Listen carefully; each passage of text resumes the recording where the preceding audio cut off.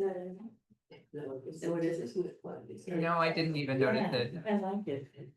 That's good. That's good. Thanks, Constance. Today's the night.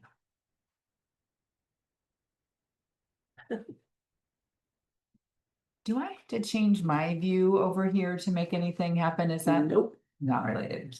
But you You're understand good to all go. the systems. Hmm. Hmm.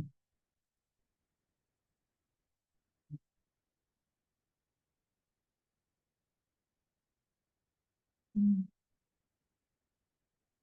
Give myself a little timer so I don't talk too long tonight. Okay, hi, hello, Hi. everybody. There you are, online friends. Nice to see some of you. Oh, let's say our names. Let's start with that. That's nice. I'm Makyo, Chelsea.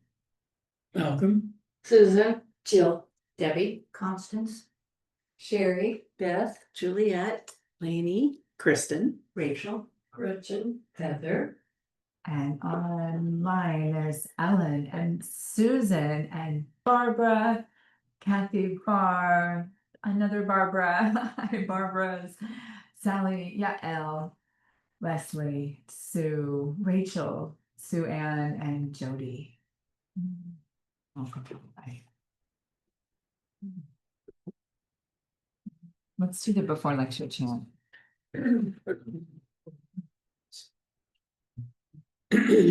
And unsurpassed, penetrating and perfect Dharma is rarely met with, even in 100,000 million kalpas, having it to see and listen to remember and accept.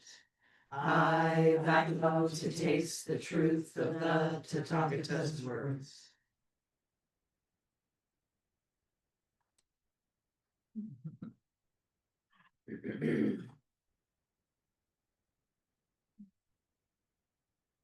Okay.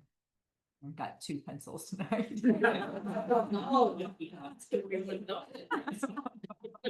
It's one of those nights. So some of you know Chris is away, and we've been looking at the heart of Buddha's teachings, transforming suffering into peace, joy, and liberation.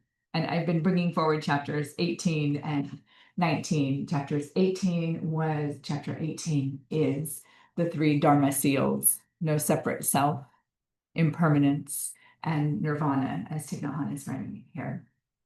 And then chapter 19 are the 3 doors of liberation. And at the all day sit, we looked at 2 of those doors: emptiness and aimlessness, one of my favorite practices, especially as a way to disrupt some of the dominant culture norms that have us in constant doing, achieving mode. But can we come back and taste the wholeness that's already here? And then tonight, we're going to look at another door of liberation: signlessness, anamita. Before I go into any of that, I actually want to introduce you to a friend that I brought with me tonight, Sima Mukha, or Lion Face Dakini. And actually, I'll reach over and hold her up for folks online. She went with us to Tassajara, so some of you will recognize her. She was there for the family retreat. Actually brought her to Chris's house for my lay entrustment rituals. Sima Mukha, Lion Face Dakini, is a sky dancer, and she drives away all fear and doubt. She's fierce. She has a lion head on her strong body. And I brought her here tonight to move through some content that may be tender, and also may be required that we get out of our head and we come into feeling and knowing and poetry, a different way of understanding. So I'm going to start here with some words that I think is Sima Mukha, Lion Face Dakini, giving us some strength through signlessness. This is her poem. Okay, oh, wonderful. You may say existence, but you can't grasp it. You may say non-existence, but many things appear. It is beyond the sky of existence and non-existence. I know it, but I cannot point to it. Okay, ho, wonderful. You may say existence, but you can't grasp it. You may say non-existence, but many things appear. It is beyond the sky of existence and non-existence. I know it, but I cannot point to it.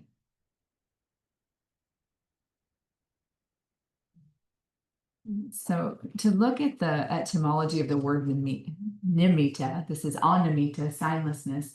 Nimitta is an appearance. It's something that takes some shape and we see it. So the letter A there negates it. Animitta, signlessness, to be without the signs. And I'm going to give us some Thich Nhat Hanh here to begin looking at it more deeply. If you have the book, it's page 148. And he writes, the second door of liberation is signlessness, animitta. Sign here means an appearance or the object of our perception. When we see something, a sign or image appears to us. If water, for example, is in a square container, its sign is squareness. If it's in a round container, its sign is roundness. When we open the freezer and we take out some ice, the sign of the water is solid. Chemists call water H2O. The snow on the mountain and the stream rising from the kettle are also H2O.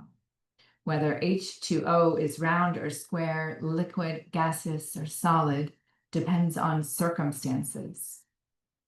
Signs are instruments of our use, but they are not absolute truth, and they can mislead us. That part's important. And they can mislead us, and they do mislead us. But we need them.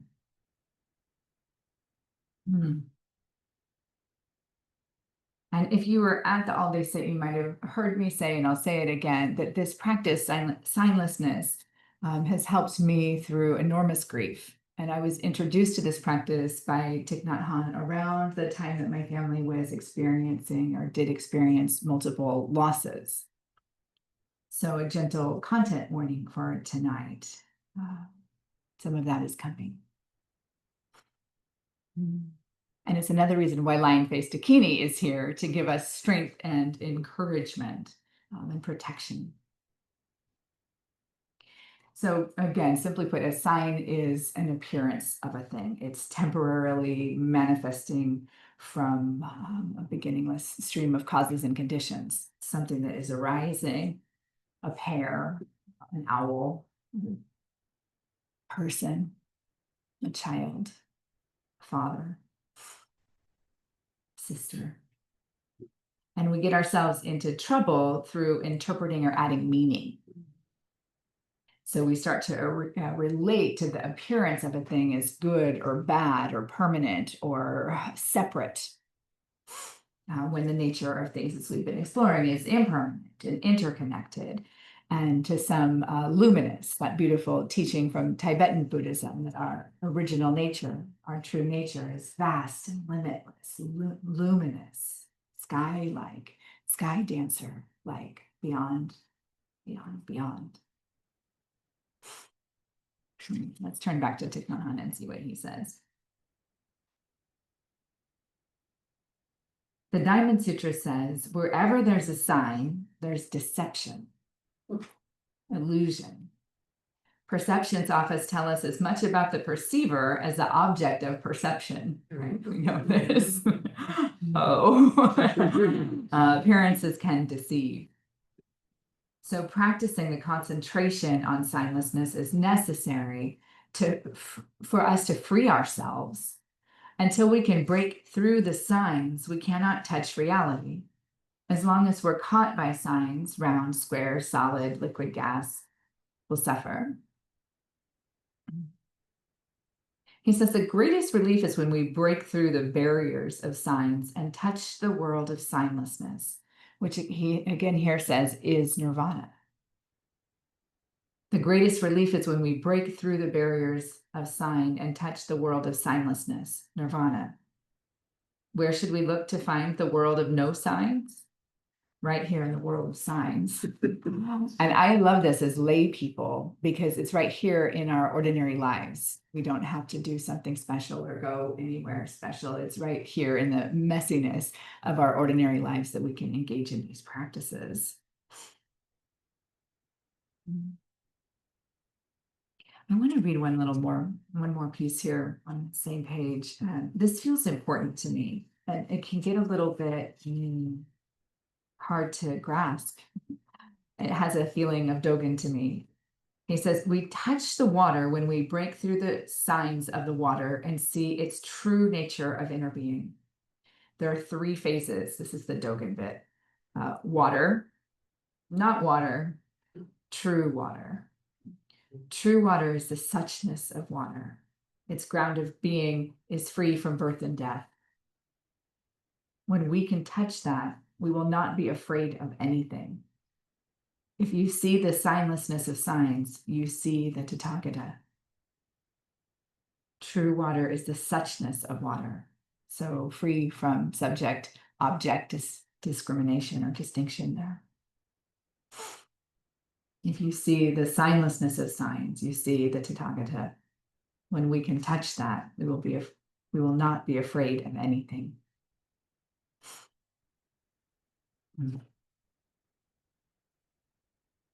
So maybe a little recap here.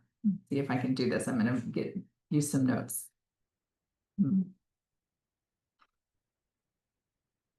So how the three seals are those keys that are opening the doors, the three doors of liberation. We're understanding impermanence.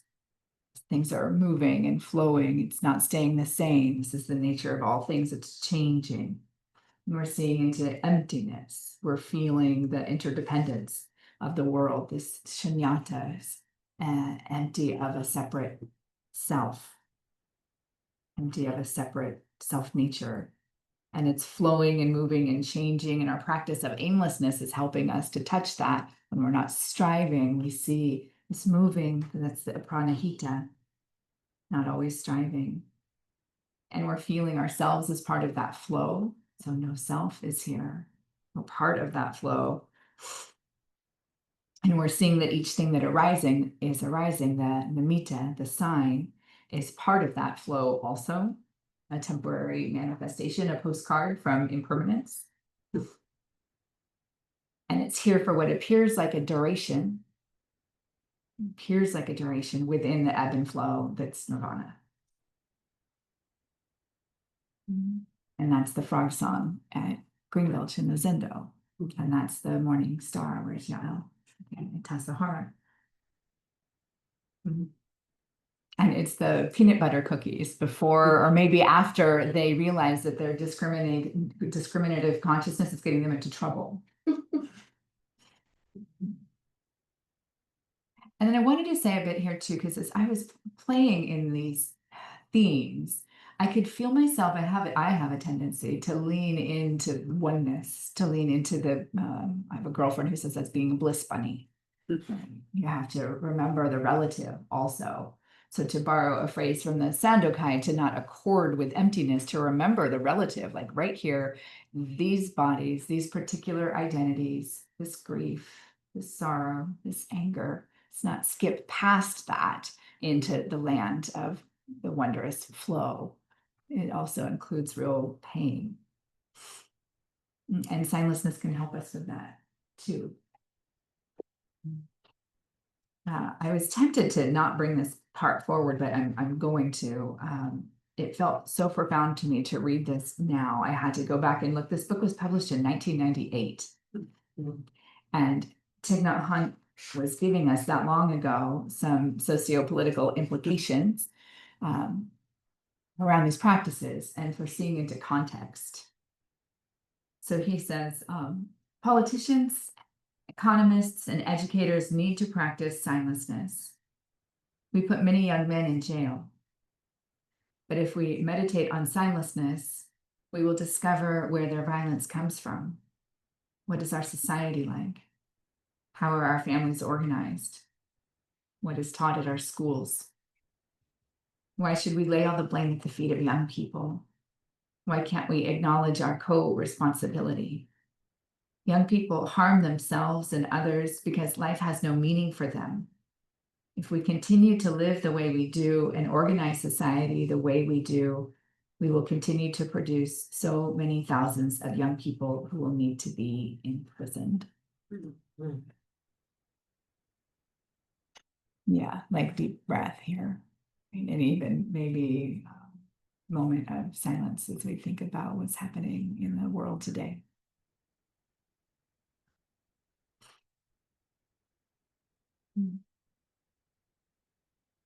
So he's saying when we look past just the appearance of a young person who's getting into trouble, we see the roots of it. We see the roots of the violence existing in many places, not just in this one human. And that's very macro, feels very real, but it's also very macro. He goes on to say, like, we can do this in our own family systems where we see not just behaviors of our family members or our children, but we see it didn't start with just one person. The long line of our ancient family karma that's being expressed in a particular way in a particular moment isn't just this one person. We do it to ourselves. We pathologize ourselves. Oh, my this, my that. It's like, oh, wait. So much shifted for me when I started to realize that I inherited my grandmother's nervous system. She is alive in me. I only met her one time. But I see very clearly now my mother has that same nervous system. Caused a lot of difficulty between us. And now that aging, sickness is happening and my mom is softening, I can see her differently. I can see myself differently. And I can see that my daughter also inherited her great grandmother's nervous system. And how it expresses in herself differently, expresses in her differently. And then what do we do to get the whole family line free? And it suddenly becomes available when we look through these eyes of interdependence and context and signlessness.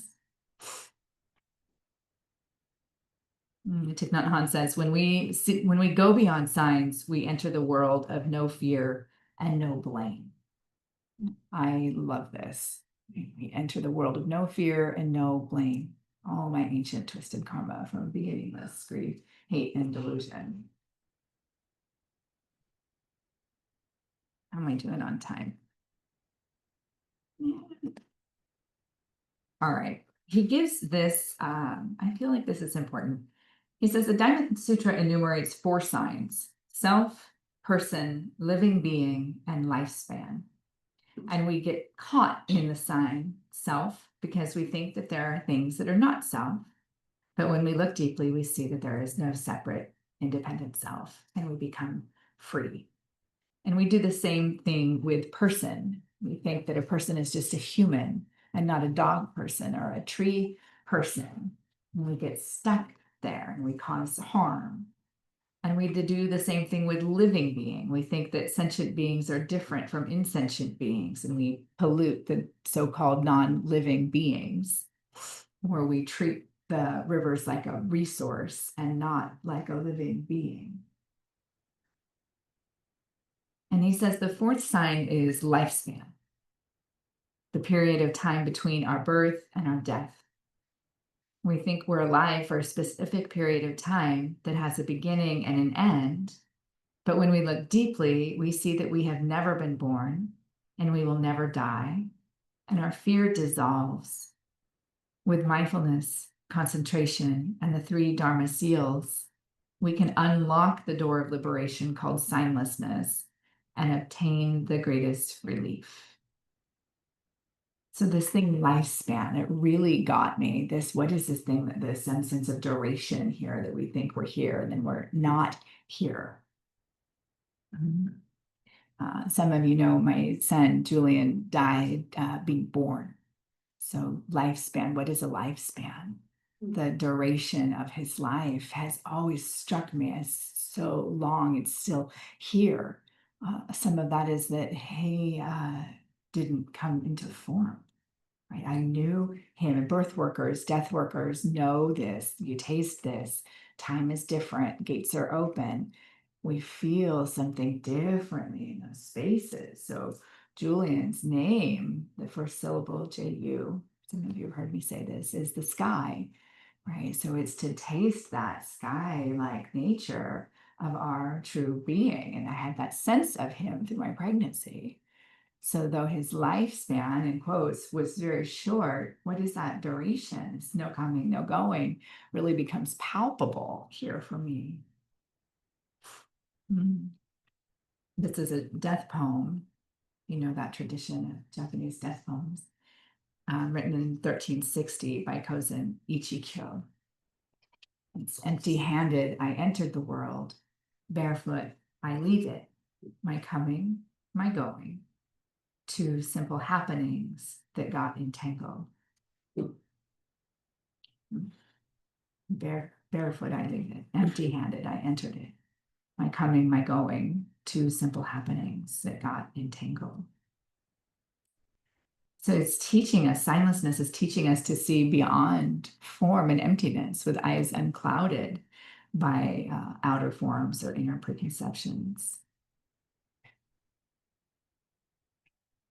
You may say existence, but you cannot grasp it. You may say non-existence, but many things appear. It is beyond the sky of existence and non-existence. I know it, but I can't point to it. Simamuka, diamond dakini faced lion, dakini lion faced. Give it out, dakini lion faced. And this one I want to give us also Lakshmankara, the 8th century tantric Buddhist teacher. And she says, here's that phrase from last Tuesday. It's amazing. Do not doubt. If it confounds you, O seeker, drop concepts now. It's amazing. Do not doubt. If it confounds you, O seeker, drop concepts now. So it's this sense right here of, again, like going beyond form and emptiness is the Heart Sutra.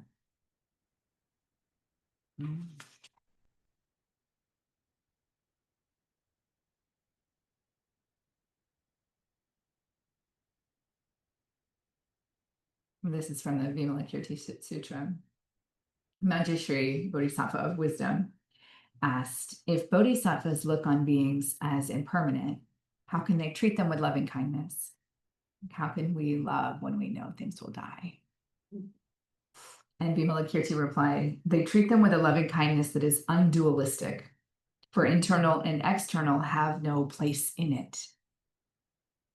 They treat them with a loving kindness that is undualistic, for internal and external have no place in it. So I wanted to end with this suggestion that loving kindness is a sister practice to signlessness.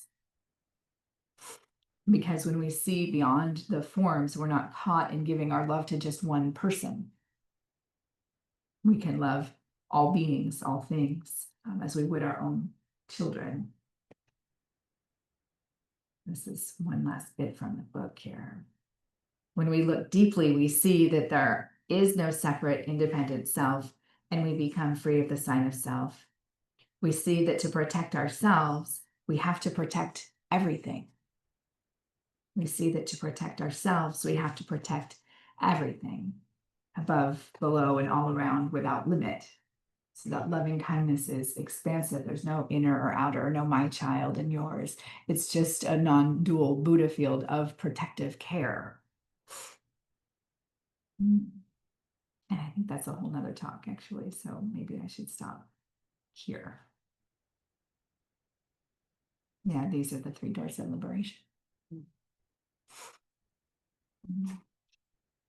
And I have some discussion prompts, but let's do the after lecture chat.